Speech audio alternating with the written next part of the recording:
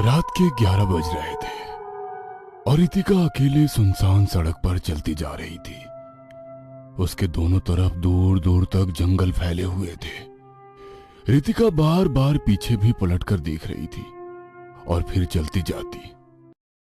आज इतनी देर हो गई कि मुझे ऑटो तक नहीं मिला। एक तो पूरा दिन ऑफिस में बॉस ने खराब कर दिया। ऑलरेडी सर दर्द कर रहा है और अब पैर भी दर्द करने लगे। कुछ कदम चलने के बाद अरे हाँ, याद आया, राहुल कुछ कह रहा था। यहाँ आगे कोई बरगद का पेड़ है, वहाँ से शॉर्टकट है जो सीधा हमारी कॉलोनी के पीछे वाली गली में निकलता है। मैं एक काम करती हूँ, शॉर्टकट ले लेती हूँ, जल्दी पहुँच जाऊंगी, वरना तो मैं अगली सुबह ही घर पहुँच पाऊंगी। कुछ आगे जाकर ही रितिका को बहुत ही बड़ा और घना बरगद का पेड़ दिखा और उसे देखकर रितिका खुशी से बोली, बस यहीं से जाना है। वह तुरंत बरगद के पेड़ से लगे पगडंडी पर चल पड़ी जो जंगल के बीच से होकर गुजरती थी। आधे रास्ते पर आने के बाद रितिका को डर लगने लगा था। उसे लग रहा था जैसे दोनों तरफ जंगल से कई जोड़ी आंखें उसे घूर रही है। तभी उसे लगा जैसे कोई उसके पीछे चल रहा है। रितिका के बढ़ते कदम अचानक थम गए और उसने पीछे पलटकर देखा तो ऐसा लगा जैसे कोई साया बड़ी तेजी से गुजरा हो। रितिका का दिल जोरों से धड़कने लगा। उसके चेहरे पर पसीने की बूंदें चमकने लगी थी। वो अपने कदम तेज तेज बढ़ाती जा रही थी। तभी उसे बाइक की आवाज सुनाई दी। इस वक्त यहाँ बाइक की आवाज सुनना रितिका के लिए बहुत हैरानी की बात थी। लेकिन पीछे देखा तो पीछे से एक बाइक आ रही थी और वो बाइक रितिका के कुछ आगे जाकर रुकी और बाइक से उतरा एक बड़ा ही गुड लुकिंग सा लड़का। पहले तो रितिका को घबराहट हुई, लेकिन फिर उसने सोचा चलो कोई इंसान तो दिखा। तब तक वो लड़का चलता हुआ रितिका के पास आ चुका था और उसने कहा, आप रात के इस वक्त ऐसी जगह पर क्या कर रही हैं मिस? मेरा नाम रितिका है, मैं आईटी कंपनी में काम करती हूँ। दरअसल आज मुझे लेट हो गया तो मुझे कोई सवारी नहीं मिली और यहाँ से शॉर्टकट है, इसलिए मैं यहाँ से आ गई।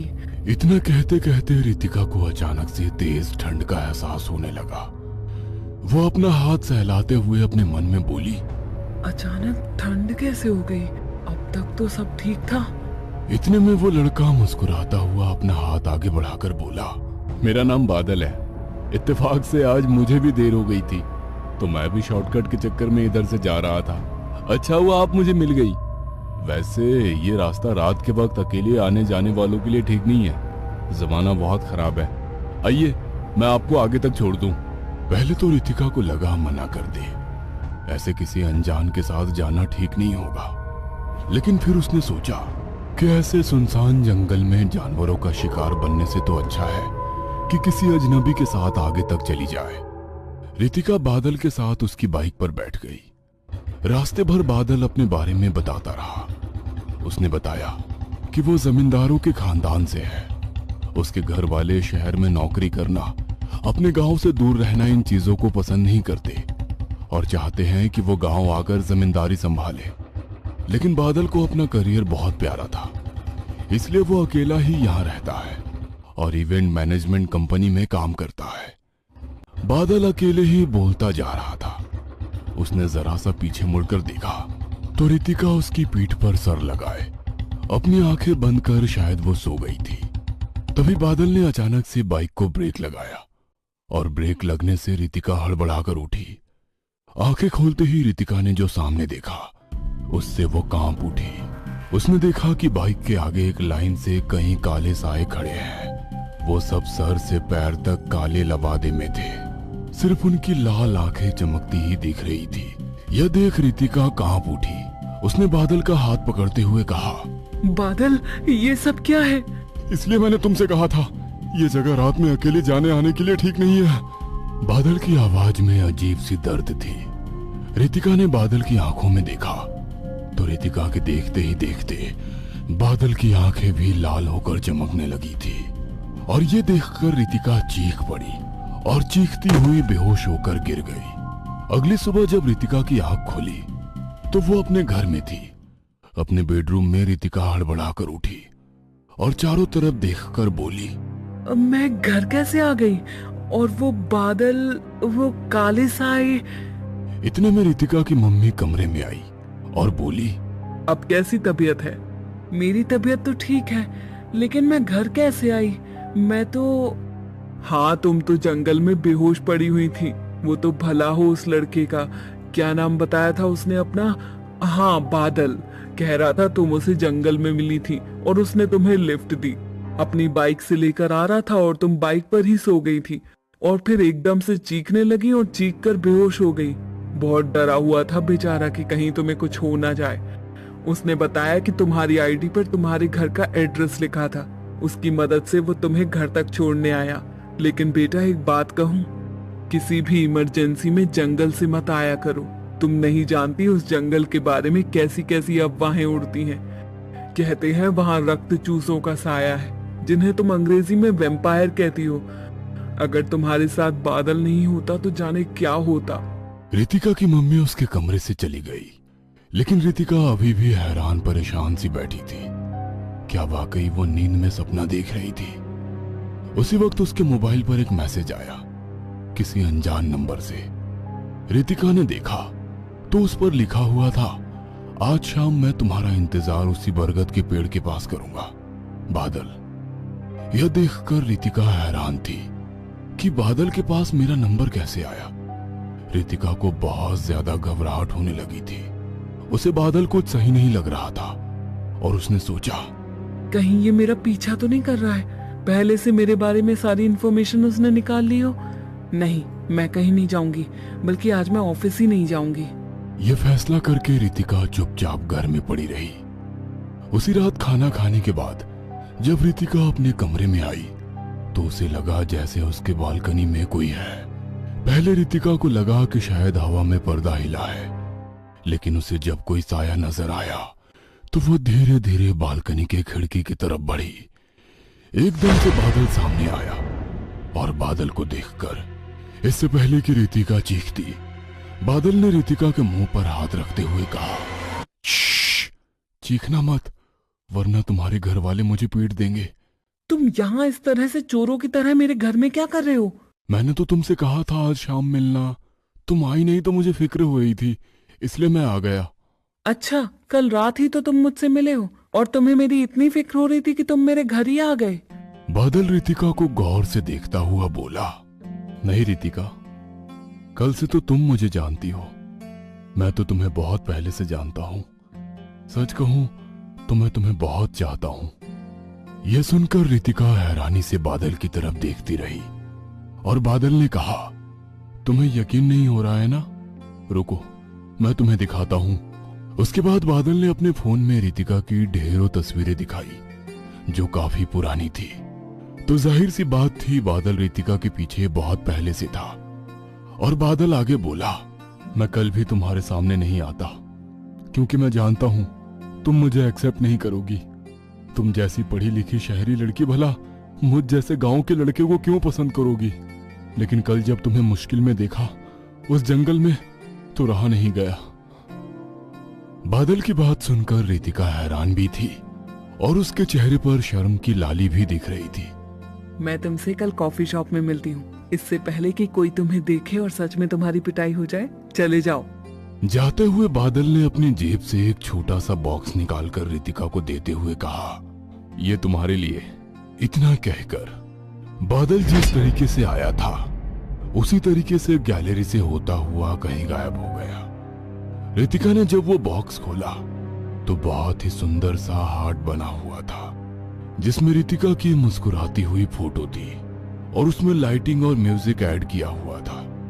रितिका काफी देर तक मुस्कुराती हुई उसको देखती रही। शाम को जब वो कॉफी शॉप में पहुंची तो बादल पहले से उसका इंतजार कर रहा था और उसे देखकर रितिका बोली, तुम काफी देर से वेट कर रहे हो? काफी देर से नहीं, काफी सालों से।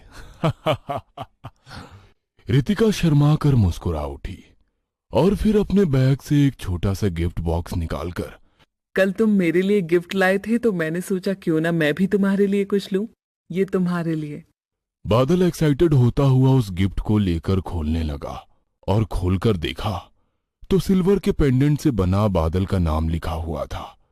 उस पेंडेंट को हाथ में लेते ही वो बादल के हाथों से छूट गया क्या हुआ? बादल जबरदस्ती मुस्कुराता हुआ बोला। कुछ नहीं, बहुत अच्छा है। इतना कहकर बादल ने जल्दी से वो लॉकेट अपने जेब में रख लिया और अपना हाथ पीछे कर लिया। बादल का हाथ पूरी तरीके से जला हुआ था। रितिका को बादल कुछ अनकंफर्टेबल लग रहा था। मैं तुमसे बाद में मिलूंगा, इतना कहकर वो बड़ी तेजी से चला गया। रितिका को समझ नहीं आया कि आखिर ये क्या हुआ। रितिका के पास से निकलकर बादल हवा की तेजी के साथ आगे बढ़ता जा रहा था। वो उसी बरगद के पेड़ के पास पहुंचा और अजीब तरीके से आवाज निकालने लगा। बादल की आवाज के साथ ही वहां कई काले साए मौजूद हो गए। उन सब ने बादल को घेर लिया और बादल अपना हाथ आगे बढ़ाते हुए बोला, चांदी, चांदी छुआ है मैंने। वह काले साए बादल के इर्द गिर्द गोल गोल घूमने लगे और फिर उसे घेर कर उसके ऊपर झुक गए। बादल उनके बीच में कहीं छुप सा गया और थोड़ी देर बाद जब वो काले साए हटे तो बादल खड़ा हुआ और अब वो बिल्कुल ठीक था। उसका हाथ भी बिल्कुल ठीक हो चुका था। बस कुछ दिनों की बात है, कुछ दिनों तक मुझे उस लड़की के आसपास रहना है। जैसे ही हमारा मकसद पूरा हो जाएगा, हमें इस तरह छुप कर नहीं रहना पड़ेगा। हम वैम्पायर्स एक बार फिर अपनी शर्तों पर जिएंगे। बादल की आंखें लाल हो गई और अपनी दोनों कीले दांतों के साथ वो बहुत ही खूंखार लगने लगा था। बादल के पीछे एक लाइन से खड़े वो काले लवादे वाले साए आसमान की तरफ देखकर अजीब से आवाज निकालने लगे थे, जिससे वो पूरा जंगल कांपने लगा था।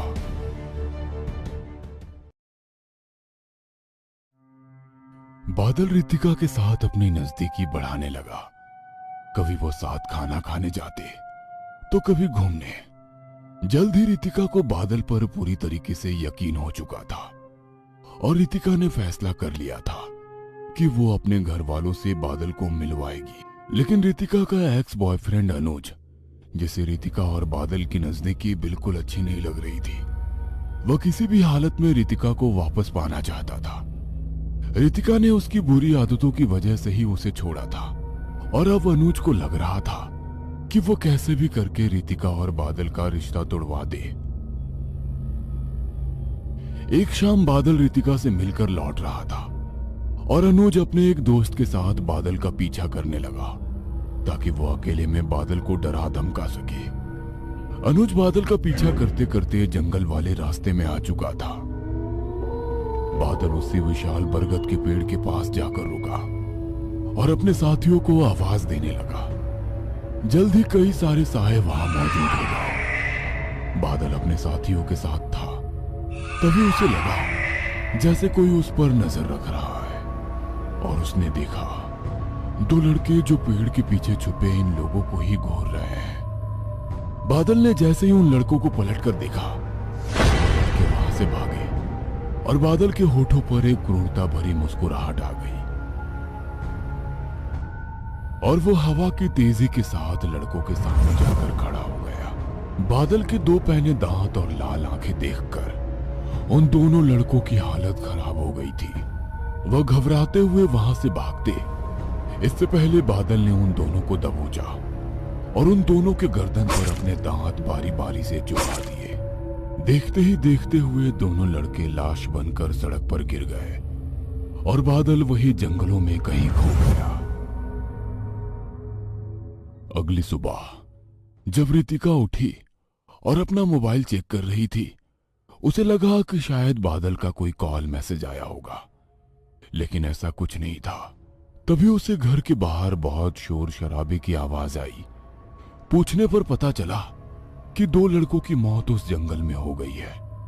पूरी कॉलोनी में ये अफवाह थी कि ये काम वैम्पायर का है। ये शहर और इसका जंगल सदियों से वैम्पायर से श्रापित रहा है। ये सुनकर रितिका को बादल की और फिक्र होने लगी, क्योंकि बादल भी जंगल की तरफ से गया था और तब से उसका कुछ पता नहीं था, कॉल भी नहीं लग रहा था। रितिका तुरंत घर से बाहर निकली और उसी बरगद के पेड़ की तरफ बढ़ी जहां बादल ने उसे पहले भी मिलने बुलाया था। रितिका वहां काफी देर तक खड़ी रही, आसपास ढूंढती रही, लेकिन उसे बादल कहीं नहीं मिला। उस दिन शाम को जब रितिका ऑफिस से लौट रही थी तो वो जानबूझकर उसी रास्ते से लौटी कि कहीं बादल उसे दिख जाए, लेकिन बादल तो नहीं। लेकिन रितिका को महसूस हुआ जैसे कोई उसका पीछा कर रहा है। रितिका ने जब पीछे पलटकर देखा तो वही काले साए थे जिन्हें रितिका ने पहले दिन बादल के साथ देखा था।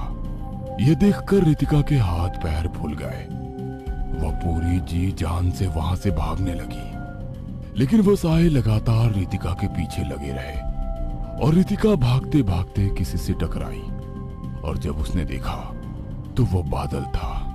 बादल को देखते ही वो काले साए जंगल में कहीं गुम हो गए। बादल, ये सब क्या था? कौन थे ये और तुम्हें देखकर भाग गए? तभी रितिका की नजर बादल की आंखों पर पड़ी। बादल की आंखें बिल्कुल लाल हो चुकी थी और ये देखते रितिका बादल से दूर खड़ी हो गई। बादल ने अपनी आंखें बंद की और फिर एकदम सामान्य होकर बोला, नहीं, तुम शैतान हो। हाँ, तुम सही कह रही हो, मैं शैतान और दरिंदा था।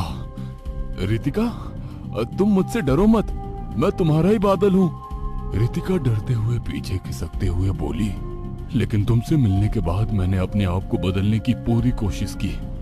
मैंने वो तरीका ढूंढ निकाला है जिससे मैं अपने आप को पूरी तरीके से बदल सकता हूँ। बस मुझे तुम्हारा साथ चाहिए। रितिका, जो कि बादल के प्यार में पूरी तरीके से पागल थी, उसने पूछा, कैसे? क्या तुम इन सब से बाहर आ पाओगे? तुम एक नॉर्मल इंसान बन पाओगे? मैं खुद तुमसे ये बात करना चाहता था। रितिका, मैं एक लाश हूँ जिसकी आत्मा कैद है। बस एक बार मेरी रूह मुझे वापस मिल जाए, फिर मैं भी तुम्हारी तरह इंसान बन जाऊंगा। लेकिन उसके लिए मुझे मेरे सच्चे प्यार की जरूरत है। वो सच्चा प्यार जो मुझे मेरे इस रूप में अपना सके और खुद को पूरी तरीके से मुझे सौंप दे। रितिका को बादल की बात सुनकर बहुत घबराहट हो रही थी। वह बादल को बिना कुछ बोले उल्टे पैर वहां से भागी। पूरी रात रितिका बेचैन रही। उसे समझ नहीं आ रहा था कि वो क्या करे। उसके दिल में जो बादल के लिए प्यार था उसे वो इनकार भी नहीं कर सकती थी। और आखिर रितिका ने फैसला ले लिया था कि उसे क्या करना है। उसने बादल को कॉल किया, लेकिन उसका फोन नहीं लगा। रितिका उस दिन पूरे दिन बादल को कॉल और मैसेज करती रही, लेकिन बादल का कुछ पता नहीं था। 2 दिन निकल गए। तीसरे दिन खुद बादल का कॉल आया और रितिका ने रोते हुए कहा, तुम ऐसे कैसे कर सकते हो? तुम्हें पता है मुझे तुम्हारी कितनी फिक्र हो रही थी। मैं कुछ भी करने को तैयार हूँ। बताओ क्या करना होगा मुझे तुम्हें पाने के लिए। आज रात ठीक 12 बजे उसी बरगद के पेड़ के पास आ जाना। आधी रात को चारों तरफ चांद की रोशनी फैली हुई थी। सुनसान रात और जंगल से आते जानवरों की आवाज से रितिका को डर लग रहा था, लेकिन वो फिर भी उस बरगद के पेड़ तक पहुंची तो उसने देखा वहां एक निशान बना हुआ था जो भीतर जंगल की तरफ इशारा कर रहा था। रितिका डरते हुए उस तरफ बढ़ी। वो अब जंगल के बीच पहुंच चुकी थी। वहां बिल्कुल पेड़ पौधा नहीं था। एक मैदानी हिस्सा था जहां एक बड़ा सा गोल कुंड बना हुआ था जिसमें पानी रखा था और उसके चारों तरफ गोल घेर कर काले लवादे वाले साए खड़े थे। उन सब के बीच में उस कुंड में एक बड़ी विशाल मूर्ति खड़ी थी। वह मूर्ति भी उन्हीं लवादों में ढकी हुई थी। धीरे धीरे चांद की रोशनी बिल्कुल गायब हो गई और वहां अंधेरा फैल गया। रितिका ने ऊपर देखा तो चांद सफेद की जगह बिल्कुल लाल हो चुका था और तभी एकदम से बादल रितिका के सामने आया। रितिका, देर मत करो, वो देखो ब्लड मून। यही वक्त है जब तुम मुझे वापस इंसान बना सकती हो। जल्दी करो और दिखा दो अपना प्यार। रितिका डरते हुए बोली, मुझे क्या करना होगा बादल? उस कुंड में जाकर खड़ी हो जाओ और वो जो कुंड में पहले से खड़ा है उसके सर पर हाथ रखो और बोलो, मैं अपनी मर्जी से तुम्हें अपनी रूह सौंप रही हूँ। मेरी रूह के बदले तुम आजाद हो जाओ। बादल, मुझे डर लग रहा है। मुझ पर भरोसा रखो। रितिका घबराते हुए उस कुंड की तरफ बढ़ी। रितिका ने जैसे ही उस कुंड में पैर रखा, उसने देखा उन सारे काले लवादों वालों ने अपने अपने लवादे उतार कर फेंक दिए। वो सब दिखने में तो इंसान की तरह ही थे, लेकिन उनके चेहरे सफेद, आंखें लाल और दो पहने दांत। वो सब ऊपर ब्लड मून की तरफ अपना चेहरा करके जोर जोर से शोर मचाने लगे। और बादल रितिका के पीछे खड़ा होकर बोला, रितिका जल्दी करो।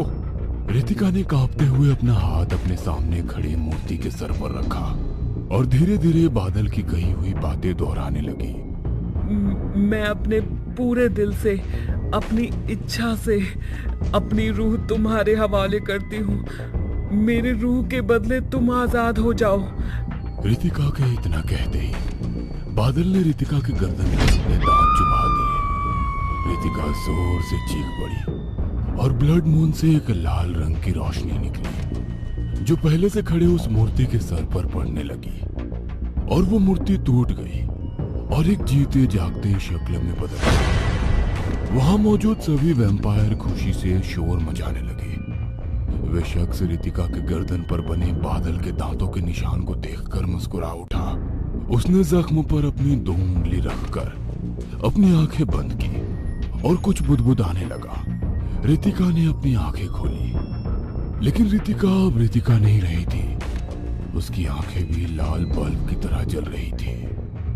उठते ही वो जोर से चीखी और उसके 2 तीखे दांत बाहर निकले और उसने मुस्कुराते हुए बादल की तरफ देखा।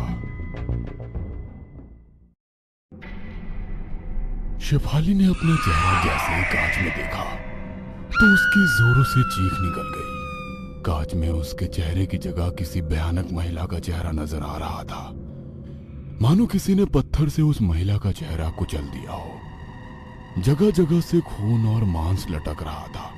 महिला शेफाली को देखकर जोरों से हंस रही थी। अचानक शेफाली का चेहरा भी उस महिला के चेहरे की तरह भयानक दिखने लगा। अपना चेहरा देखकर शेफाली की चीख निकल गई। चीख के कारण शेफाली की नींद खुल गई। उसने उठकर देखा तो अपने बिस्तर पर ही थी। सबसे पहले उसने अपने हाथ पैरों को देखा और जाकर कांच में अपने चेहरे को निहारा। चेहरा पहले की तरह ही खूबसूरत था। अपने खूबसूरत चेहरे को एक फ्लाइंग किस देकर शेफाली बोली, शेफाली, तुम्हें कोई हक नहीं है तुम इतनी खूबसूरत नजर आओ। तुम्हें देखकर कितने ही लोगों के दिल में छुरियां चल जाती हैं। ऐसे ही नहीं, तुम इस कंट्री की टॉप मॉडल हो। जल्द ही अब तुम फिल्मों में भी नजर आओगी। You are great my darling. Shefali खुद की तारीफ कर ही रही थी कि मोबाइल में अलार्म बज गया। अलार्म बजने पर शेफाली होश में आई। शेफाली ने अलार्म बंद किया और अपना जिम बैग लेकर जिम के लिए निकल गई। शेफाली इंडिया की टॉप मॉडल में से एक थी। कई बड़ी बड़ी कंपनियों के एग्रीमेंट उसी के पास है। किसी कंपनी का काम करने से मना कर देती थी, उसके बाद ही कंपनी किसी और मॉडल के पास जाती थी, वरना सबकी पहली पसंद शेफाली ही थी। जिम में एक्सरसाइज करते हुए उसकी निगाहें राधिका पर गई। दुबली पतली खूबसूरत सी लड़की। उसके चेहरे पर आई पसीने की बूंदें उसे और खूबसूरत बना रही थी। सबसे बड़ी बात, वह हंसते हुए सबसे बातें कर रही थी। उसे देखकर शेफाली ने जिम ट्रेनर को इशारे से अपने पास बुलाया। हे मैगी, वो लड़की कौन है? किसकी बात कर रही हो? वही लड़की जो वेट लिफ्टिंग कर रही है। ओ, वो तो राधिका है। पिछले हफ्ते से यहाँ पर जिम ट्रेनिंग के लिए आ रही है। अभी तुम एड शूट के लिए ऑस्ट्रेलिया गई थी ना, इसलिए तुम्हें पता नहीं है। मार्केट में एक नई फेयरनेस क्रीम आने वाली है। सुना है उस कंपनी के लिए मॉडलिंग यही करेगी। शेफाली के होते हुए कोई और लड़की ब्यूटी प्रोडक्ट की मॉडलिंग कैसे कर सकती है? ब्यूटी प्रोडक्ट की मॉडलिंग तो शेफाली का हक है। आखिर शेफाली से खूबसूरत कोई नहीं। बिना मेरी जानकारी के ऑडिशन कैसे हो गए? पता करना पड़ेगा। केवल फेयरनेस क्रीम का ऑडिशन ही नहीं, उसके खूबसूरत बाल देखे हैं? How beautiful she is. Hair oil के लिए भी मॉडलिंग करने वाली है। उस लड़की के लिए तारीफ सुनकर शेफाली गुस्से में उसकी ओर देखने लगी। तुम कितने सालों से मुझे जानती हो, फिर भी उस लड़की की तारीफ कर रही हो? ये लड़कियां सिर्फ 2 दिन के लिए ही मॉडलिंग कर सकती हैं। लंबे समय तक मेरे मुकाबले में नहीं टिक पाएंगे। शेफाली, इतना गुरूर भी अच्छा नहीं है। तुम इतने सालों से यहाँ पर आ रही हो, मगर तुमने कभी किसी से बात करने की कोशिश नहीं की। मगर उस लड़की को देखो, केवल 8 दिनों में जिम में आने वाले सभी लोग उसके दोस्त बन गए हैं। शेफाली गुस्से में मैगी की ओर देखने लगी। उसकी आंखें लाल हो गई थी। आज तो मेरे सामने किसी लड़की की तारीफ कर दी, मगर आज के बाद किसी की तारीफ की तो मुझसे बुरा कोई नहीं होगा। Shefali is best. कहकर शेफाली अपना जिम बैग उठाकर अपने घर गई। गुस्से में उसे कोई होश नहीं था। गुस्से में अपने घर के बार में गई और रेड वाइन पीने लगी। अचानक से ध्यान आया कि रेड वाइन से नहाने से त्वचा भी खूबसूरत हो जाती है। उसने रेड वाइन से बाथटब भरा और उससे नहाने लगी। उसकी आंखों में अजीब सी चमक थी। कुछ दिनों बाद शेफाली को हर ओर से राधिका की तारीफ सुनने को मिल रही थी। अब राधिका का क्रेज सभी कंपनी को हो रहा था। धीरे धीरे सभी लोग शेफाली को भूल रहे थे। ये बात उसको खटक रही थी। कैसे भी उसे अपनी खोई हुई प्रतिष्ठा वापस हासिल करनी थी। अपने घर पर एक कोने में बैठे वह सोच रही थी। सोचते हुए अचानक वह बहुत जोर से हंसने लगी। उसके हाथ में वाइन का गिलास था, जिसे उसने हाथों में ही तोड़ दिया। उसके हाथों से खून निकलने लगा। अपने हाथों के बहते हुए खून को वो चाट रही थी। अगले दिन जिम में जब वो राधिका से मिली तो बिल्कुल बदली हुई थी। मुस्कुराते हुए उसने आगे बढ़कर राधिका को गले लगा लिया। मैं तुम्हारे लिए बहुत खुश हूँ राधिका। जब मैं नई नई इंडस्ट्री में आई थी ना, तब मैंने भी तुम्हारी तरह मेहनत करके अपना मुकाम हासिल किया था। ईश्वर करे तुम्हें भी जल्द ही कामयाबी की मंजिल हासिल हो। शेफाली की बातें सुनकर राधिका मुस्कुराई, मगर मैगी आश्चर्य से उन दोनों की ओर देख रहा था। वो लड़की कभी किसी से सीधे मुंह बात नहीं करती, आज मुस्कुराकर किसी को गले लगा रही है। जरूर कोई ना कोई तो राज होगा। मगर शेफाली सच में बदल चुकी थी। वह राधिका से ही नहीं बल्कि सबसे हंसकर मिलती थी। लगता है इस नकचड़ी को अकल आ गई है। हमेशा खुद में ही गुम रहने वाली लड़की आज दूसरों की इज्जत कर रही है। हाँ यार, बात तो तुम्हारी सही है। मैं भी पिछले 4 सालों से इस जिम में आ रहा हूँ, मगर कभी शेफाली को किसी से हंसते हुए बात करते नहीं देखा। कुछ दिनों के बाद शेफाली जिम में अनाउंस करती है, हे गाइस, मुझे मॉडलिंग में आए हुए 6 साल हो गए हैं। आज से 6 साल पहले मैंने अपना एड साइन किया था। इन 6 सालों की कामयाबी को सेलिब्रेट करने के लिए मैंने अपने फार्म हाउस पर एक छोटी सी पार्टी रखी है। आप सब लोग भी पिछले 5 सालों से मेरी फिटनेस जर्नी का हिस्सा रहे हो। यदि आप लोग मेरी खुशी सेलिब्रेट करने के लिए आएंगे तो मुझे अच्छा लगेगा। शेफाली बुलाए और हम लोग ना आए, ऐसा हो सकता है? हम लोग उस पार्टी में जरूर आएंगे। शेफाली सभी लोगों को इनवाइट करने के बाद राधिका के पास स्पेशली पहुंचती है और उसका हाथ अपने हाथों में लेकर बोली, राधिका प्लीज तुम्हें कल जरूर आना है। मेरा खूबसूरत फार्म हाउस तुम्हें बहुत पसंद आएगा। क्यों नहीं, मैं जरूर आऊंगी। राधिका के हाँ कहने पर शेफाली चेकिंग रूम में अपने हाथ की लगी चोट को फिर से खोदकर खून निकालकर चाटने लगी। अगले दिन सभी लोग शेफाली की पार्टी में पहुंचे। पार्टी में बहुत रौनक लगी हुई थी। ढेर सारे रिपोर्टर्स भी वहां मौजूद थे। सभी पार्टी को कवर कर रहे थे।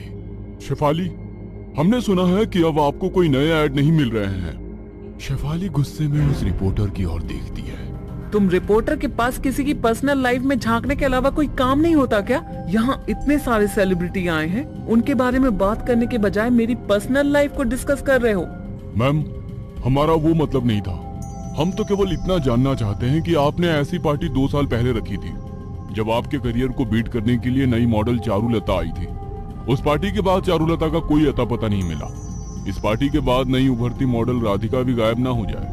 अपनी जुबान पर लगाम दो, अपनी हद भूल रहे हो। सब जानते हैं चारुलता ने पार्टी की रात में बहुत सारी ड्रिंक कर ली थी। इतनी मुफ्त की शराब उसे हजम नहीं हुई और ना जाने कहां जाकर मर गई। मिडिल क्लास लोगों को जब भी मुफ्त का मिलता है तो उन्हें आसानी से हजम नहीं होता। No more questions please. Party पूरे शराब पर चल रही थी। सभी लोग बहुत एंजॉय कर रहे थे। शेफाली अपने हाथ में एक ड्रिंक लेकर राधिका के पास पहुंची। राधिका, ऐसे चुपचाप क्यों खड़ी हो? पार्टी एंजॉय करो। Have drink please. No ma'am, I can't drink. तुम अभी अभी इंडस्ट्री में आई हो, तुम्हें शायद पता नहीं कि पार्टी में ड्रिंक को ना नहीं किया जाता। Let's try it. Sorry ma'am, मैं नहीं ले सकती हूँ। कोई भी प्रोफेशन आपको कुछ भी ऐसा करने पर मजबूर नहीं कर सकता जो करना आपकी मर्जी के खिलाफ हो। फिर तो ये ड्रिंक है, वैसे भी सेहत के लिए हानिकारक है। जानबूझकर सेहत के साथ खिलवाड़ क्यों? राधिका की बात सुनकर शेफाली मुस्कुराकर वहां से चली जाती है और बाथरूम में जाकर दोबारा कांच के गिलास से अपना हाथ का घाव खोद लेती है और निकलता हुआ खून पीने लगती है। मनी मन सोच रही थी कि राधिका तो ड्रिंक भी नहीं करती, अब इसे रास्ते से कैसे हटवाऊंगी। पार्टी खत्म होने वाली थी, सभी लोग जाने लगे। शेफाली ने राधिका को रोका और कहा, अरे तुम इतनी जल्दी कहाँ जा रही हो? पहली बार मेरे फार्म हाउस पर आई हो ना? रुको, मैं तुम्हें अपना पूरा फार्म हाउस घुमाऊंगी। पहाड़ों के बीच होने के कारण सुबह यहाँ का सनराइज का नजारा बहुत खूबसूरत होता है। नहीं मैम, आप खामखा परेशान हो रही हैं। मैं फिर कभी आऊंगी, अभी इजाजत दीजिए। राधिका की बातें सुनकर शेफाली को गुस्सा आ रहा था। कभी ड्रिंक नहीं करना, कभी रुकना नहीं। इस लड़की के नाटक कितने ज्यादा है। मगर फिर भी मुस्कुराते हुए बोली, राधिका, मैं आसानी से किसी की ओर दोस्ती का हाथ नहीं बढ़ाती, मगर ना जाने क्यों तुम्हें देखकर लगा कि तुम मेरे लिए अच्छी दोस्त साबित होगी। क्या तुम अपनी नई दोस्त की खुशी के लिए इतना भी नहीं कर सकती? राधिका शेफाली की इमोशनल बातों में आकर फार्म हाउस पर रुकने के लिए मान जाती है। सभी मेहमानों के जाने के बाद राधिका और शेफाली करीब बैठे थे। राधिका, तुम ड्रिंक तो करती नहीं हो, क्या तुम मेरा साथ देने के लिए प्लेन सोडा भी नहीं पी सकती हो? राधिका ने मुस्कुराकर सोडा का गिलास अपने हाथों में ले लिया। दोनों बातें करते करते छत पर पहुंच गए। छत के पीछे खाई थी। आपने बिल्कुल पहाड़ी के किनारे पर अपना फार्म बनाया है, आपको यहाँ से डर नहीं लगता? डर? कैसा डर? मैं तो अक्सर यहाँ रात में आती हूँ और घंटों इस खाई को निहारती रहती हूँ। आओ मेरे पास, हम लोग यहाँ छत के कोने पर बैठकर बातें करेंगे। मुझे इस तरह की ऊंचाई से डर लगता है, मैं यहीं ठीक हूँ। अब शेफाली का सब्र जवाब दे चुका था।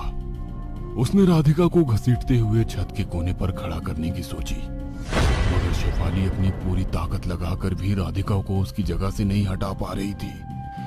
उसने पलटकर देखा तो राधिका की जगह चारुलता खड़ी थी, सड़ी हुई लाश जो जगह जगह से कुचली हुई थी। चेहरा तो इतना भयानक मानो किसी ने पत्थर से कुचल दिया हो। जगह जगह से खून आ रहा था।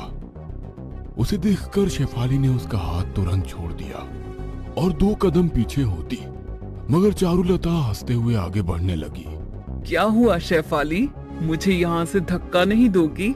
अपने रास्ते से हटाना चाहती हूँ ना मुझे? हटा दो। लो, मैं खुद तुम्हारे करीब आ रही हूँ। चारुलता जैसे जैसे आगे बढ़ रही थी, शेफाली पीछे हटने लगी। शेफाली दीवार के एकदम कोने पर पहुंच गई थी। मुझे माफ कर दो चारुलता, मुझसे गलती हो गई। इस जगह से फेंका था ना तुमने मुझे, किसी को मेरी लाश भी नहीं मिली। आज तुम भी मरोगी, लेकिन मैं तुम्हें मौत नहीं दूंगी, बल्कि उससे भी बदतर सजा दूंगी। गुमनाम मौत तुम्हारे लिए बहुत छोटी सजा होगी। इसे अपनी सुंदरता का बहुत घमंड है। इसकी सजा यही है कि इसकी सुंदरता खत्म हो जाए। कहते हुए चारुलता ने शेफाली का पूरा शरीर नोच दिया, खासकर उसका चेहरा जो उसकी खूबसूरती का घमंड था। चारुलता, इस तरह अधमरा करके मत छोड़ो, मुक्ति दे दो मुझे भी। गुमनाम मौत नहीं, गुमनाम जिंदगी अब तुम्हारी सजा होगी। ना तुम ठीक से जी पाओगी और ना ही मर पाओगी। किसी के सामने जाने में भी तुम्हें शर्म आएगी। तुम्हारे कर्मों की सजा है कि तुम जीवन भर अकेली रहो। चारुलता के श्राप के कारण शेफाली अब बदरंग जिंदगी जीने पर मजबूर हो गई। 1-2 बार मरने की कोशिश करी तो चारुलता की आत्मा ने उसे मरने नहीं दिया।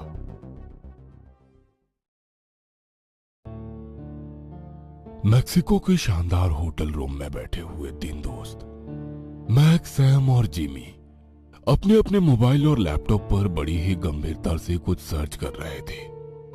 तभी जिमी एक्साइटेड होते हुए अपना फोन दिखाकर बोला, गाइज, ये देखो मुझे क्या मिला है। मुझे पता है हमें अपना काम सबसे पहले कहां से शुरू करना है। Doll island. हम दोनों भी उसी के बारे में देख रहे हैं। घोस्ट हंटर के तौर पर यह हमारा पहला आउट ऑफ कंट्री प्रोजेक्ट होगा और अगर इसमें हम सक्सेसफुल रहे, ट्रस्ट मी, हमारा नाम वर्ल्ड बेस्ट घोस्ट हंटर्स में आएगा। आई कांट वेट कि हम लोग डॉल आइलैंड पर जाकर उन डॉल्स के बीच में क्या राज छिपा है वो ढूंढे। तभी रूम का बेल बजा और जिमी ने जैसे ही दरवाजा खोला, सामने एक बड़ी ही खूबसूरत सी नीली आंखों वाली मैक्सिकन लड़की खड़ी थी। जिमी पहले तो कुछ देर तक उस लड़की को घूरता रहा और फिर उसने पूछा, yes miss, tell me, how can I help you? Hi, my name is Alina. You guys are from India, right? Yes, we are from India, but how? Jimmy इतना बोला ही था कि उस लड़की ने जिमी को एक तरफ किया और कमरे में आकर सोफे पर बैठी हुई बोली, तुम लोग मुझसे हिंदी में बात कर सकते हो। तुम्हें कोई मैक्सिकन टू इंग्लिश और हिंदी गाइड चाहिए थी ना? मैक्स उस लड़की के फ्रैंक अंदाज से बड़ा ही इम्प्रेस दिख रहा था। उसने मुस्कुराते हुए कहा, हमें डॉल आइलैंड घूमने के लिए गाइड तो चाहिए थी, बट हमें नहीं पता था कि यहाँ की गाइड खुद डॉल जैसी होती होगी। इतना कहकर मैक्स अलीना को ऊपर से नीचे तक देखने लगा। मैक्स की बात सुनकर अलीना उसकी आंखों में देखती हुई बोली, और तुम्हें पता होना चाहिए कि यहाँ की डॉल सिर्फ डॉल्स नहीं होती। डॉल से बचकर रहो, क्या पता किसी डॉल की नजर में आ गए तो वो तुम्हें उसी डॉल आइलैंड पर लेकर चली जाए। अलीना ने इस बात को इस तरीके से कहा था कि मैक्स को पसीना आने लगा था। उसने घबराकर पूछा, क्या मतलब है तुम्हारा? अलीना हंसते हुए उठकर खड़ी हो गई और बोली, कल सुबह तुम लोग रेडी रहना। और वो चली गई। रात में खाना खाने के बाद सैम, जिमी और मैक्स अपने अपने रूम में जाकर लेट गए। अगली सुबह के लिए ये लोग बहुत एक्साइटेड थे क्योंकि उन्होंने जितना डॉल आइलैंड के बारे में सुना था वो बहुत ही रोमांचक था। मैक्स अपने कमरे में बेसुध सा सोया हुआ था। तभी आधी रात के करीब ऐसा लगा जैसे उसके कमरे का दरवाजा खुला है और कोई धीरे से उसके कमरे में आया है। मैक्स ने आंखें खोली तो उसके कमरे में अंधेरा था। उसने नाइट बल्ब जलाकर देखने की कोशिश की लेकिन उसके कमरे में कोई नजर नहीं आया। मैक्स जैसे ही दोबारा सोने की कोशिश करने लगा, उसके कमरे में किसी छोटी बच्ची के हंसने की आवाज गूंजने लगी। यह आवाज सुनकर मैक्स घबराकर उठकर बैठ गया और डरते हुए बोला, कौन है यहाँ? मैक्स को अपने कमरे में टक टक की आवाज सुनाई दे रही थी। ऐसा लग रहा था जैसे कि कोई लकड़ी या प्लास्टिक के जूते पहनकर चल रहा हो।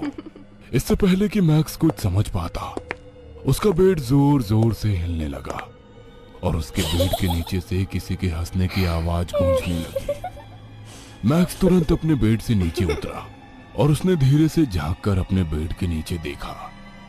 जैसे ही अपने बेड के नीचे देखा, खौफ से पीछे हो गया। उसके बेड के नीचे बहुत सी डॉल बैठी खिलखिलाकर हंस रही थी और देखते ही देखते वो डॉल मैक्स के चारों तरफ आ गई। कमरे में आने वाली टक टक की आवाज उन डॉल्स के चलने से हो रही थी। डॉल्स उसके सर पर चढ़ गई और उसके कंधे पर कूद गई और मैक्स के कान में जोर जोर से हंसने चिल्लाने लगी। मैक्स उन्हें इधर उधर हटाने लगा। छोड़ दो, दूर हटो। उसकी नजर सामने बेड पर गई जहां बैठी अलीना हंसते हुए कह रही थी, क्या हुआ तुम्हें? तुम्हें तो डॉल बहुत पसंद है ना? मैक्स की आंखें डर से बड़ी हो गई। जिमी, सैम, मुझे बचाओ। जिमी, जोर से चीख सैम, रहा था, मुझे बचाओ। उसकी आवाज पूरे लॉबी में जिमी, गूंजने लगी थी। सैम, जल्दी मुझे जिमी और बचाओ। सैम के अलावा होटल के स्टाफ और आसपास के रूम से भी कुछ लोग उसके कमरे के दरवाजे को पीटने लगे थे। मैक्स की ऐसी हालत नहीं थी कि वो अपने कमरे के दरवाजे को खोल पाता और होटल स्टाफ ने कमरे के दरवाजे को तोड़ा तो देखा कि मैक्स अपनी आंखों को बंद किए चिल्ला रहा है। जिमी और सैम उसके पास आए और उसको हिलाते हुए बोले, मैक्स, क्या हुआ? क्यों चिल्ला रहे हो? मैक्स ने जब अपने दोस्तों को देखा तो घबराते हुए बोला, वो अलीना यही थी, उसके साथ बहुत सी डॉल्स थी, वो डॉल्स मुझे मारने की कोशिश कर रही थी। अब वो दोनों कमरे में चारों तरफ देखने लगे। जिमी बोला, यहाँ तो कोई भी नहीं है। मैक्स को यकीन नहीं हो रहा था कि ये सब क्या है। हम जब से इंडिया से निकले हैं तुम सिर्फ डॉल्स और आइलैंड के बारे में पढ़ रहे हो, ये सब तुम्हारे दिमाग का वहम है और कुछ नहीं। एक काम करो, तुम मेरे साथ चलो, मेरे रूम में आकर सो जाओ। सैम उसे अपने रूम में लेकर चला गया। उन सब के मैक्स के कमरे से निकलते ही मैक्स के कमरे के दरवाजे पर एक गुड़िया ने झांक कर देखा और मुस्कुराती हुई दरवाजा बंद कर दिया। अगली सुबह भी मैक्स बहुत ज्यादा घबराया हुआ था। सैम और जिमी उसे चीयर अप कर रहे थे। सैम ने कहा, अब तू अपने सपनों की जगह पर जाने वाला है डूड, बस कुछ ही देर की बात है। जैसे ही अलीना आएगी हम सब निकल जाएंगे। शट अप गाइस, ये कोई मजाक नहीं है। मैंने कल अलीना को देखा था। अरे अभी पता चल जाएगा, एक बार अलीना आ जाए। तभी दरवाजा नॉक हुआ। लगता है अलीना आ गई। जिमी ने जैसे ही दरवाजा खोला उसने देखा सामने होटल के स्टाफ के साथ उन्हीं की उम्र का एक लड़का खड़ा था। Yes, tell me. Sir, did you need a guide to go to Doll Island? This is Mr. Xavier. He will be your guide.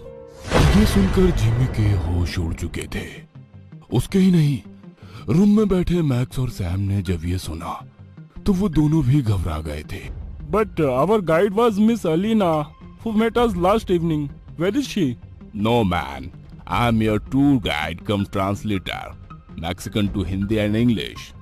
Okay, come in. Xavier अंदर आया तो उसने देखा मैक्स और सैम दोनों ही जिमी की तरह नर्वस लग रहे थे। जेवियर ने पूछा, Hey guys, what happened? क्या तुम लोगों को मेरा यहाँ होने से प्रॉब्लम है? मुझे लग रहा है मैक्स कल रात को जो बात कर रहा था वो सही था। कहीं वो लड़की, ओ माय गॉड, मतलब हमारे यहाँ आते ही हमारे साथ वो एक्सपीरियंस हुआ है जिसके लिए हम यहाँ आए हैं। चुप रहो, अभी मैक्स ये सुन लेगा तो वो आइलैंड पर नहीं जाएगा और हमारा प्लान चौपट हो जाएगा। तीनों ही जेवियर के साथ डॉल आइलैंड के लिए निकल गए थे। उन्हें हर जगह केवल डॉल ही डॉल दिख रही थी। ऐसा लग रहा था जैसे वो सारी डॉल्स कुछ कहना चाहती हैं। वो बोल रही हैं। कभी कभी तो उन्हें ऐसा भी लग रहा था जैसे वो हंस रही हैं, आपस में बातें कर रही हैं। कभी किसी की पलक झपकती हुई महसूस हो रही थी। जेवियर इन तीनों के चेहरे के एक्सप्रेशंस को देखता हुआ बोला, Guys, don't be afraid. ये बोलते हुए अचानक जेवियर को लगा, इसको क्या हो रहा है? ये आउट ऑफ बैलेंस क्यों हो रहा है? Come on. जेवियर पूरी कोशिश कर रहा था कार को सीधी चलाने की, लेकिन उसकी कार अपने आप एक तरफ मुड़ गई और ये देखकर मैक्स और उसके दोनों दोस्त बहुत घबरा गए। मैक्स घबराते हुए बोला, जेवियर, ये क्या है? जेवियर को लगा कि कहीं ये लोग बहुत ज्यादा डर ना जाए, इसलिए उसने कहा, जस्ट किडिंग मैन, अब मैं तुम लोगों को बहुत अच्छी जगह ले जाएगा। हालांकि जेवियर के चेहरे पर घबराहट साफ बता रही थी कि उसे खुद नहीं पता कि कार कहां जा रही है। इस वक्त ये लोग एक घने जंगल में थे जहां पर बहुत पुराने पुराने और अजीबोगरीब आकृति के पेड़ लगे हुए थे जो अपने आप में बहुत ही डरावने थे। सूरज की रोशनी वहां बहुत कम पहुंच रही थी। उसी से दूर एक टूटा फूटा कॉटेज था। मैक्स चारों तरफ देखता हुआ बोला, ऐसी जगह पर ये कॉटेज कैसे? उसके इतना कहते ही जेवियर कोई जवाब नहीं देता। उनकी गाड़ी बंद पड़ गई। जेवियर ने बहुत कोशिश की गाड़ी स्टार्ट करने की, लेकिन स्टार्ट नहीं हुई और उसने घबराकर कहा, ओ गॉड, अब यहाँ से हमें पैदल ही आगे बढ़ना होगा। जल्दी निकलो यहाँ से, ये जगह सेफ नहीं होता। जेवियर कार से उतरा और इन सबको भी जल्दी उतरने को बोलकर जल्दी जल्दी कदम बढ़ाने लगा। आखिर क्यों यहाँ हर जगह ऐसा मंजर देखने को मिलता है? इस आइलैंड में सबसे ज्यादा हॉन्टेड प्लेस यही है। कहते हैं इस पूरे आइलैंड की डॉल्स यहीं से कंट्रोल होती है। इस जगह पर डॉल्स की स्पिरिट होती है जो रात को यहाँ से बाहर जाती है और अलग अलग डॉल्स को जिंदा करती है। फिर सुबह होते होते वापस वो स्पिरिट यहाँ लौट कर आ जाती है।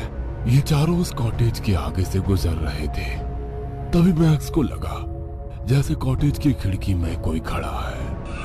मैक्स ने गौर किया तो उसकी खिड़की पर अलीना मुस्कुराती हुई नजर आई। उसकी मुस्कान से मानो वो सम्मोहित हुआ और उस कॉटेज की तरफ चल पड़ा। कुछ देर बाद जैसे ही वो सपनों से बाहर आया, उसने चारों तरफ अपने दोस्तों को देखा, लेकिन उसे उसके दोस्त नहीं मिले। मैक्स पूरी जान से वहां से भागा। उसे नहीं पता था वो कहां भाग रहा था, बस वो भागता जा रहा था। लेकिन हैरानी की बात यह थी कि किसी भी तरह भागता पर वो वापस उसी कॉटेज के पास आता और जोर जोर से सांसें लेने लगा। गॉड, ये कहां फंस गया मैं। तभी उसके पीछे से अलीना की आवाज आई। तुम बिल्कुल सही जगह पर हो। तुम्हें जो डॉल पसंद है ना, और आखिर डॉल आइलैंड आकर तुम्हें तुम्हारी डॉल तो मिलनी ही चाहिए। अपने पीछे अलीना को देखकर मैक्स को पसीने आने लगे। उसने डरते हुए कहा, नहीं, देखो, मुझे माफ कर दो। मैं मैक्स के बोलते ही बोलते उसके सामने अलीना जो एक लड़की थी वो डॉल में तब्दील हो गई और धीरे धीरे चलती हुई मैक्स के नजदीक आई और एकदम से उसके गर्दन को फाड़कर किसी छोटी बच्ची की तरह बोली, लेकिन तुम तो मुझे पसंद आ गए और इस कॉटेज में मैं अकेली रहती हूँ, इसलिए अब तुम मेरे साथ रहोगे, मेरी तरह डॉल बनकर। सैम और जिमी जो आगे बढ़ रहे थे, उन्हें मैक्स के चीखने की आवाज आई। उन्होंने जब पीछे पलट कर देखा तो मैक्स नहीं दिखा। कहीं वो कॉटेज में तो नहीं चला गया? जेवियर के साथ सैम और जिमी दोनों ही उस कॉटेज तक भागते हुए आए, लेकिन उन्हें वहां मैक्स नहीं दिखा। तभी सैम की नजर मैक्स के जूतों पर पड़ी। मैक्स के शू तो यहाँ है, इसका मतलब वो कहीं कॉटेज में तो नहीं गया। चलो जल्दी देखते हैं। इसका कोई फायदा नहीं है। देखो, मैंने कहा था ना, ये सबसे डेंजर प्लेस है, लेकिन तुम्हारा दोस्त नहीं माना। अगर अपनी जान प्यारी है तो यहाँ से निकलो, वरना हम में से कोई यहाँ से लौट कर नहीं जाएगा। हम यहाँ से सीधा पुलिस स्टेशन जाएंगे, क्योंकि मुझे पता है कि मैक्स कॉटेज में ही है। देखो माय फ्रेंड्स, इस जगह पर 1 मिनट भी नहीं रुक सकता, और मैं तुम लोगों को बता दूं कि पुलिस भी कुछ नहीं कर सकता है। तुम लोगों को अगर अपने मन का पीस के लिए पुलिस का हेल्प चाहिए तो तुम लोग ले सकता है। आखिर है क्या इस जगह पर? ये पूरा आइलैंड गुड़ियों से भरा हुआ है, बाकी कहीं कोई प्रॉब्लम नहीं हुई। इतने सारे लोग यहाँ आते हैं, वो सब तो गुम नहीं हुए। गाइस, मैं तुम लोगों को पहले बताना चाहता था, लेकिन तुम लोग मेरा बात नहीं मानता। ये आइलैंड सिर्फ इसलिए फेमस नहीं है कि यहाँ पर डॉल्स टंगी हुई है। इस जगह पर जो डॉल्स है वो नाइट में उनकी रूह निकलकर शहरों में घूमती है और इंसानों को चुनती है और उन लोगों को यहाँ तक लेकर आते हैं और फिर डॉल्स बना देते हैं। हो ना हो तुम्हारा वो दोस्त मैक्स भी इन डॉल्स के चपेट में आ गया है। तुम बता रहा था ना, कल तुम्हारे पास कोई गाइड आई थी। हो ना हो वो कोई ह्यूमन नहीं थी, वो डॉल थी जो अपने शिकार की तलाश में निकली थी और उसने तुम्हारे दोस्त को सेलेक्ट किया था। क्या बकवास है ये? ऐसा कुछ नहीं होता। माना हम घोस्ट हंटर्स हैं, हमारा काम है भूतों को पकड़ना, लेकिन हम भी जानते हैं इस तरह की कोई चीज नहीं होती। ये सब बस लोगों को डराकर पॉपुलर होने का तरीका है। तभी जिमी को लगा जैसे कोई उसे आवाज दे रहा है। उसने जब देखा तो उसे कॉटेज के विंडो पर अलीना के साथ मैक्स खड़ा दिखा और देखते ही देखते दोनों डॉल में बदल गए। ये सब देख तीनों डर गए। जैसे ही वो गाड़ी में बैठे, अचानक गाड़ी के छत पर कुछ गिरने की आवाज आई। वो छत से होते हुए बोनट पर आ गिरी। यह तीनों खौफ भरी नजरों से बोनट पर गिरे उस चीज को देख रहे थे जो कि एक डॉल थी और उसने बिल्कुल मैक्स की तरह ही कपड़े पहने हुए थे। गाइस, हम साथ आए थे तो साथ ही रहेंगे। इतना कहकर वो डॉल हंसने लगी जेवियर ने पूरी स्पीड से गाड़ी स्टार्ट की और वो डॉल एक तरफ गिर गई, लेकिन उसके पीछे डॉल की भयानक हंसी रह गई। एक लड़का तेजी से सड़क पर भागे जा रहा था। उस अंधेरी रात में चारों तरफ सन्नाटा पसरा हुआ था। बीच जंगल में से गुजरती हुई रोड के अगल बगल लंबे घने पेड़ थे। वहां पर केवल उसके भागने से ही हो रही कदमों की आवाज और उसके हाफने की आवाज आ रही थी। दूर कहीं मानो कोई रो रहा था। धीरे धीरे किसी के सिसकने की आवाज तेज होती जा रही थी। दूर तक भागने के बाद वो एक पेड़ के नीचे खड़ा हो गया और मुड़कर देखने लगा। कोई उसके पीछे तो नहीं है, मगर वहां दूर तक किसी को ना देखकर उसे चैन की सांस आई, मानो किसी मुसीबत को बहुत पीछे छोड़ आया हो। तभी किसी ने उसके कंधे पर धक्की दी। उसे लगा कि पेड़ के पीछे कोई है। जैसे ही उसने झांक कर देखा, वहां कोई नहीं था। वह इधर उधर उस शख्स को ढूंढने लगा जिसने उसके कंधे पर थपकी दी थी। तभी उसके ऊपर पेड़ पर से पानी टपकने लगा। उसने वो पानी की बूंदें हाथ में ली तो वो पानी नहीं बल्कि खून था। स्याह लाल खून। खून देखकर उसकी चीख निकल गई। चीख सुनकर उस पेड़ पर से एक साथ कई सारे चमगादड़ उड़ने लगे। उनके एक साथ उड़ने से वहां का शांत माहौल बेचैनी देने वाले शोर में बदल गया था। कुछ पल के बाद शांति हो गई, मगर अभी भी उसका दिल जोरों से धड़क रहा था। उसे कुछ समझ में नहीं आ रहा था कि उसके साथ क्या हो रहा है। हिम्मत करके धीरे धीरे आगे बढ़ा। तब उसे दोबारा एहसास हुआ कि उसके पीछे कोई चल रहा है, मगर उसने पलटकर नहीं देखा। जिसकी लंबी सी नाक थी, कटा फटा चेहरा और आंखों से खून बह रहा था, वो भयानक चुड़ैल थी। इस तरह उसे अचानक अपने सामने देख लड़का 2 कदम पीछे हट गया और वहां से भागने की कोशिश करने लगा, मगर बुढ़िया ने वहीं खड़े खड़े अपने हाथ को बढ़ाया और अपने नाखूनों से उसका चेहरा नोच लिया। उसे अपने शरीर पर किसी के चलने का एहसास हुआ तो उसकी नजर अपने चारों तरफ पड़ी। वो चारों तरफ से बड़ी बड़ी मकड़ियों से घिरा हुआ था।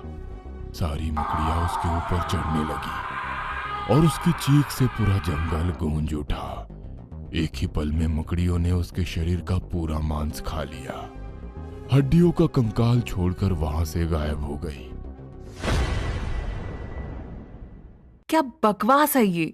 लैपटॉप बंद करते हुए विभा ने अपने पास बैठे वैभव से कहा, इसमें बकवास क्या है? अच्छी भली तो कहानी है।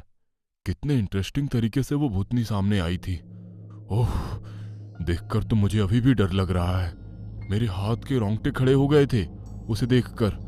दिल जोरों से धड़क रहा था। ओह, ये भूत प्रेत ना सब बकवास बातें हैं। ऐसा कुछ भी नहीं होता। ये तो मूवी बनाकर लोगों को डराते हैं फिल्म मेकर्स। तूने कभी सुना है कि ये लोग सच में होते हैं? क्या कभी किसी ने देखा है इनको? वैभव गुस्से में विभा की ओर देखने लगा और बोला, तुम मान या मत मान, भूत तो होते हैं। कहते हुए उसकी आंखें लाल हो गई। मैं नहीं मानती। हाँ, जल्दी तुझे इन सब के होने का एहसास होगा, तब तू मेरी बातों पर यकीन करेगी। हाँ, कराओ मुझे एहसास, तभी तुम्हारी बात मानूंगी। कहते हुए विभा जोरों से हंस रही थी। कुछ दिनों बाद रात के 10 बज रहे थे। अपनी एक मीटिंग खत्म करते करते विभा को निकलने में देर हो गई थी। वो कार में बैठकर खुद से बोली, Vibha madam, it's too late. 10 तो आपको पुणे में ही बज गए। मुंबई पहुंचते पहुंचते 1 बज जाएगा। फिर वहीं से सुबह ऑफिस। सारी जिंदगी झंड हो रखी है। ये प्राइवेट जॉब से तो सरकारी नौकरी अच्छी है। कम से कम टाइम की लिमिट तो होती है। यहाँ तो टाइम की कोई लिमिट ही नहीं है।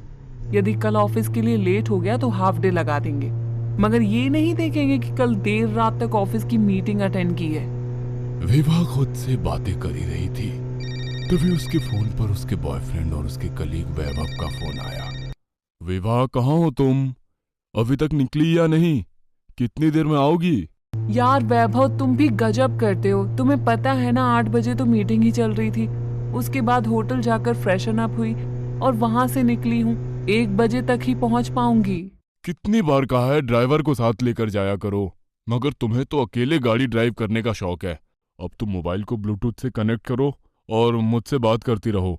तुम्हें पता है ना मुझे तुम्हारी चिंता हो जाती है। Please Vaibhav, don't treat me like a kid. वैसे ही मेरा मूड ठीक नहीं है, मीटिंग भी कुछ खास नहीं रही। मैं अभी बात नहीं कर रही, घर पहुंचकर मैं फोन करती हूँ। लिसन यार, मैं तुम्हें बच्चों की तरह ट्रीट नहीं कर रहा हूँ, मगर मेरी फीलिंग तो समझो। मुझे तुम्हारी फिक्र होती है। फिक्र करने से मैं जल्दी तो नहीं आ जाऊंगी। सुबह तुम्हारा ऑफिस है, सो जाओ, सुबह मिलते हैं।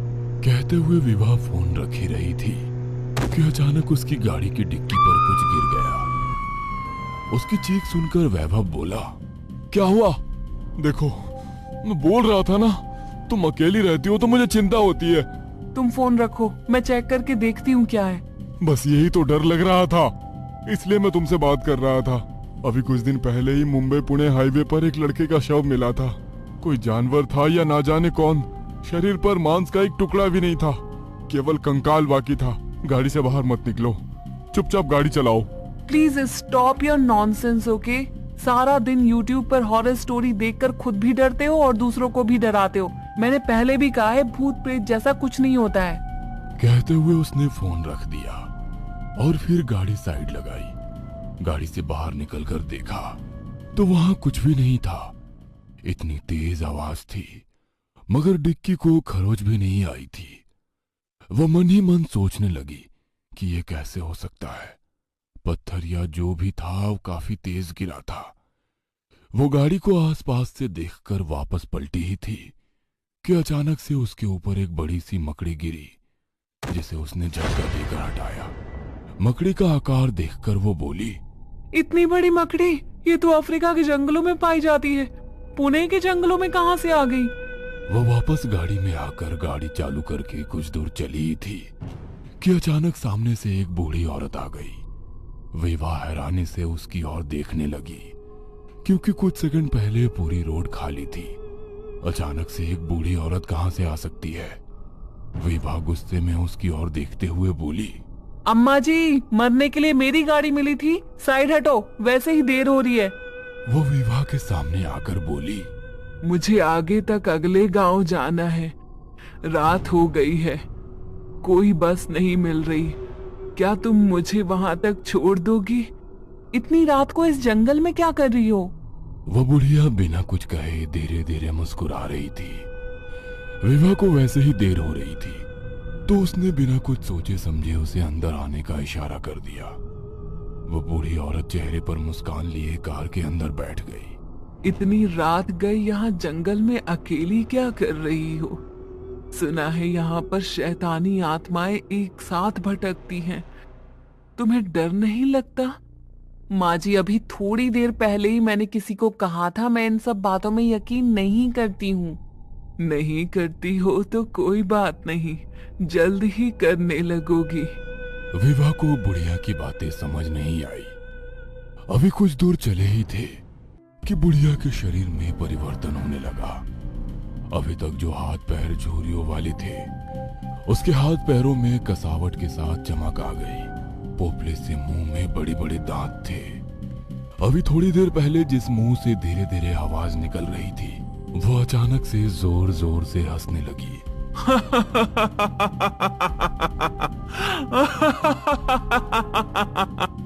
विवाह उसकी ओर देखकर डर गई। अभी थोड़ी देर पहले जहां एक निरीह बुढ़िया थी, उसकी जगह एक चुड़ैल बैठी हुई थी। अचानक उसे अपने सामने देखकर विवाह अपनी गाड़ी का संतुलन नहीं बना पाई और उसकी गाड़ी एक पेड़ से टकरा गई। कुछ सेकंड्स के बाद जैसे ही विवाह कुछ नॉर्मल हुई, गाड़ी से उतरकर भागने की कोशिश करने लगी, मगर दरवाजा पूरी तरीके से जाम था। कोशिशों के बावजूद दरवाजा नहीं खुल रहा था। उसे कुछ दिन पहले देखी गई मूवी का सीन याद आने लगा। चुड़ैल जोरों से हंसने लगी।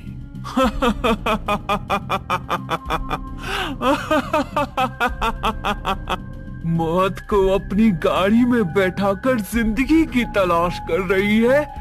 ये दरवाजा कभी नहीं खुलेगा। तुझे तो अभी हमारी प्यास बुझानी है। बहुत दिनों के बाद किसी जवान लड़की का खून पीने को मिलेगा। मेरा शिकार कभी जिंदा नहीं बचा। कहते हुए उसने विभा के हाथों पर नोच दिया। उसके हाथों से निकलता हुआ खून पीते हुए वो मुस्कुरा रही थी। अचानक एक झटके से गाड़ी का दरवाजा खुल गया। वो गाड़ी से निकलकर भागने लगी। पीछे पड़ी चुड़ैल उसे देखकर जोरों से हंस रही थी। कुछ दूर जाने के बाद उसने मुड़कर देखा तो वहां पर कोई नहीं था। एक पेड़ के नीचे खड़े होकर वो गहरी सांस लेने लगी। तभी वो चुड़ैल पेड़ पर से उल्टा लटक कर उसके सामने आई। उसे देख विभा चीखते हुए भागने लगी। थोड़ी दूर जाकर वो एक पत्थर से टकराकर गिर गई। उसे अपने शरीर पर किसी चींटी के चलने का एहसास होने लगा। उसने अपने हाथों को झटका तो वहां पर बड़ी मकड़ी थी। उस मकड़ी से डरकर वो खड़ी हो गई। उसकी हालत देखकर चुड़ैल जोरों से हंस रही थी। दूर खड़ा वैभव भी मुस्कुरा रहा था। क्या हुआ? तुम तो इन सब चीजों पे यकीन नहीं करती हो, फिर डर क्यों रही हो? कहते हुए वो भी हंसने लगा। अचानक विभा की नींद खुल गई। वो जंगल में नहीं बल्कि अपने पलंग पर थी। उसके फोन पर वैभव का फोन आया। क्यों विभा, कैसा रहा तुम्हारा अनुभव? अब तो यकीन करोगी कि आत्मा होती है या अभी भी नहीं? कहते हुए वो जोरों से हंस रहा था। विभा की निगाह अपने कमरे की खिड़की पर पड़ी तो वहां पर वो बड़ी मकड़ी चल रही थी। विभा को तो यकीन हो गया कि भूत प्रेत होते हैं। आप भूत और